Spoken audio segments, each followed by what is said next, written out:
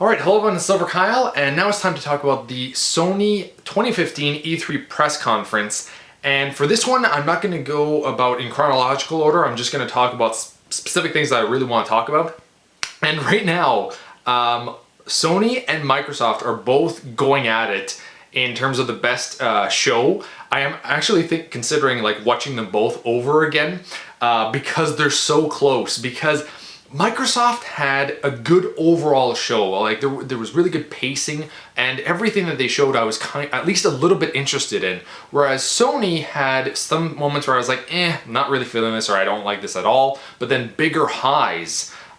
So I really wish I could have like shown my reaction to some of these games. Even in the Microsoft conference, like Sea of Thieves, I was just freaking out when I saw that. So anyway, let's get on with the negatives from the Sony conference. The new Dreams game by, what is it, Media Molecule, the people that made Little Big Planet. I really do not care about that game at all. That's like art designer slash scene editor 2015. I don't feel this game at all. I guess that there's like some kind of demographic out there that you know would want to create scenes, but it doesn't look like a game. That's I think the thing that bothers me the most about it. Because it doesn't look fun to me. I mean, if you are really into art or like filming stuff, this is totally up your alley. You can create whatever you want. But I'm not somebody that takes the time to create things, so I just did not jive with me at all. I was really bored during this. I wanted to go to sleep and have my own dreams because they'd be more interesting than what they were showing. I'm sorry, I'm really dissing this, but it's just I was so upset at the time. I'm not dissing it. If you like it, if that's your cup of tea, that's cool, but I just don't care about it. Next up, they showed Destiny 2.0. I guess it's Destiny, everything included, with the extra expansion pack. I don't know, I haven't tried Destiny, and I just, every time I see it, I'm really don't care about it. Like, eventually, I think I want to try it, and this is probably the version that I would try, because it's basically everything included, but definitely not at full price, and I just feel like leave Destiny alone for a while. I don't know, I was just upset with certain things. Then they showed some Assassin's Creed. Nothing wrong with Assassin's Creed, but we see it every year. Same thing with Call of Duty, so I was like, why waste time on this? And then nothing for the Vita. They like flashed the Vita like, oh, it's, yeah, we make games for... Sony doesn't even make games for the Vita anymore.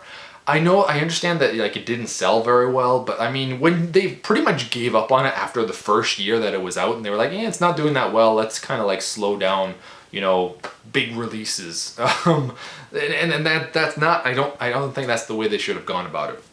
But that's a video for another time.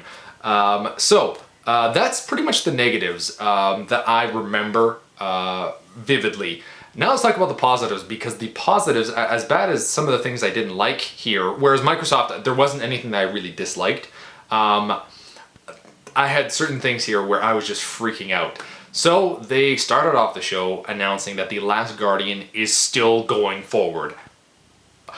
And here's the thing, at the beginning I was like, yes, like this is awesome. But at the same time, then they were like, yeah, not coming out this year. I think they said 2016, but I'm not even certain about that. But I was like, damn it, like it's like this ongoing joke. It's gonna be Duke Nukem Forever, you know. Granted, it'll probably be a lot better than Duke Nukem Forever. I actually didn't mind Duke Nukem Forever, but that's besides the point. So, I mean, if I like Duke Nukem, I was okay with Duke Nukem Forever. This game's gonna be a lot better than that. But, I just feel like they're pulling us along just a little bit more. But it is nice to see them come out at E3, say, hey, we're still working on this for the PS4. Freaking awesome. Looking forward to that game. They showed No Man's Sky, another little trailer. And every time I see this game, I freaked out. Last year it was one of my like top 5 games I was looking forward to from E3. Like I was just awed by this game. And once again this year, it's one of the top 5 games that I'm looking forward to. Like I was once again awed when he took off in his spaceship the first time, and it was just like, it felt like, you know, Star Wars. Just he was going so fast outside of this like chute. It was awesome. And then it went to a different planet. And there's so many planets, it's crazy, but it was kind of cool that he was able to pick a planet out of nowhere, which means that possibly we could meet up with other people. You know, I could meet up, say to my friends, okay, let's meet up at this place, you know, E2031. I don't know, something like that. What's the alien worlds in Prometheus? It's like they call them E something.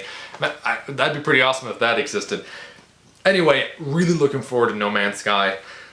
And then they showed something that I wish they would have showed a little bit more of, called Firewatch. It's basically this character going around with a little bit more unrealistic graphics, like it's not super real. But out in the wilderness, this first-person view of this person going around chopping trees down and talking to this person on a walkie-talkie, like basically just, I guess he's a ranger or something, and he's just taking care of things that are going out on in the wild, in the forest. And I was like, this looks awesome. This is totally different. It kind of reminds me of Harvest Moon. That could be why I kind of want this, because it's not shooting or, you know, it's just prevention and taking on, you know, there's no enemy really. There's no killing or anything like that. I like those kinds of games once in a while, and this seemed very different. I really wanted to see more of this, and I can't remember what they played after it, and I was like, go back to Firewatch. Anyway, then they showed, I can't remember what they showed after this, but I'll talk about the last three things here. Uncharted 4 looks amazing. They showed like a good 5-minute demo, and what was nice about this demo was that even though they kind of froze up, like once it got into the controller, the controller's hands, it didn't work, so they had to restart it, and then it worked. That was kind of a positive, because that shows that that's real in-game gameplay. It's not a demo that, you know, or just, you know, pre-rendered stuff. That is real. What we were seeing was somebody actually playing the game, because they screwed up the first time around. Awesome. I really like that, and it looked gorgeous. And Drake and Sully talking, I loved everything about that, so really happy with that. Now the last two items are basically, along with Last Guardian, shows me that Sony is trying to listen to fans. They are like, okay, we are listening to everybody out there. Now this next game, I personally am not super psyched about, but I've heard about it numerous times, and I know that the fan base is out there, and now with all of this going on, I want to go and play the first two games, and that is Shenmue 3. The Kickstarter has begun, and they've already surpassed what they needed, and now because it did so well, because I'm recording this obviously a few days after the press conference, so the Kickstarter for Shenmue 3 has skyrocketed. I think it's like 3 million. They wanted 2, it's at 3, and because that it did so well, Sony is now backing it even more so. Before they were kind of like, hey, just come on our show and talk about it. And here now, because it's doing so well, Sony's like, yeah, we're going to help you out with this. So that's freaking awesome. That is Sony listening to fans and being like, okay, this is what people want. Let's work together and have them show up at E3 at our conference, help them out. And then they're actually able to gauge how much people want this game, and apparently a lot of people do. So that's freaking awesome. Now I really want to try out Shenmue 1 and 2 to see if I would want Shenmue 3, just because everybody was freaking out for this, and I want to be part of that group too. And last but not least, of course, Final Fantasy VII, the remake. I was seeing glimpses of it, and I was like, oh my god, this is Final Fantasy VII. This is Final Fantasy VII. This is Final Fantasy VII. And then you see the mechanical arm, and I'm like, it's Final Fantasy VII. I'm grabbing my girlfriend. I'm like, this is Final Fantasy VII. And then you see the sword and Cloud walk by, and we both just like freaked out. She wasn't even really paying attention at the moment because she was trying to get the stream to work on the PS3. I was watching it on my computer, and I was like, oh my god, you need to stop like trying to fiddle around with the PS3 right now and look at this. It was insane. We both like flipped our minds. Oh my god, it was amazing. That is an amazing teaser. I wish I could relive that moment because I was just so happy to see that. So really a lot of big highs, and it just shows with The Last Guardian, Shenmue 3, and Final Fantasy VII Remake, finally about goddamn time, but at least they are listening to the fans and giving them what they want. The only negative is that it's not now. I don't know of any like exclusive coming out for the PS4, and I'm not knocking the PS4.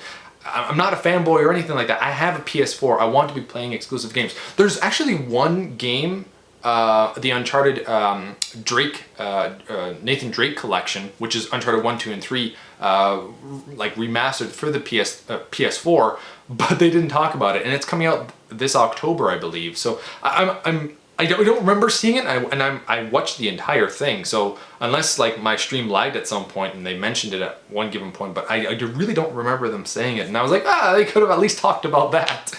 But there's really no exclusives. Not that they really need anything, because I mean, if you play multi-platforms on the PS4, you're fine, but I don't. I'm all Xbox because I like the controller more, and all my friends are on Xbox. So like all my PS4 games are exclusives. And there's not a lot at the moment, but now coming 2016 Uncharted 4. Oh, and there's another game too. Freak, what's it called? Starts with an H. I don't remember what it's called.